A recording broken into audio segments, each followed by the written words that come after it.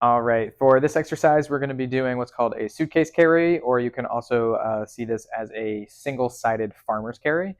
You can use a dumbbell, you can use a kettlebell, or if you want to work on extra grip strength, you can also use a plate of some sort. I'm going to be using a kettlebell. The kettlebell needs to be heavy enough that it's challenging for you, but not so heavy that you can't perform this correctly, just as with any exercise. So it may take a couple of tries to figure out what weight you need. I'm going to use the 25-pound here just so that you can see it a little bit easier.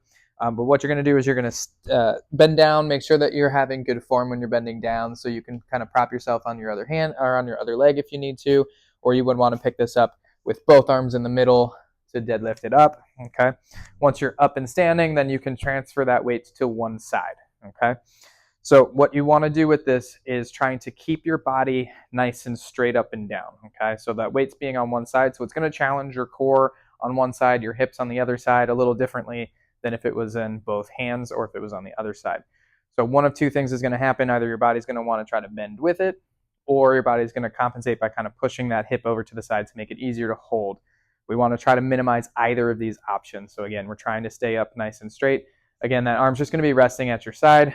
If you have any shoulder issues, you want to make sure that you're keeping that shoulder pulled back, not letting it round forward. Okay. One of the ways that you can do this is just standing here, but if you want to also add in the carry where you're walking, then you're going to keep that nice and stable spine, make sure that that core is engaging, and you're going to walk. Okay. Normal walk, so you're trying to keep your feet equal distance. You can go forwards. I'm going to stay backwards here just because the camera's in front of me, but otherwise you can turn around and go the other way. Walking backwards can add a challenge, so a little bit of coordination to it, so you can do both. Just make sure you're in a safe environment to do so. Mirrors can be really helpful so that you can see what your body's doing and not rely just solely on feel. And then once you do it once, twice, or 3 times on one side, then you can switch sides.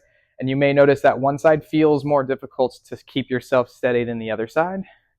And then again, you're going to walk forwards, backwards, whatever feels comfortable for you. Now, as you're walking, another thing to pay attention to besides just your upper body is to make sure that your glutes and your legs are doing the right thing. So as you're stepping, making sure that that leg's not driving in, keeping it out in nice alignment, just like we would any other time you're doing anything that's requiring you to walk.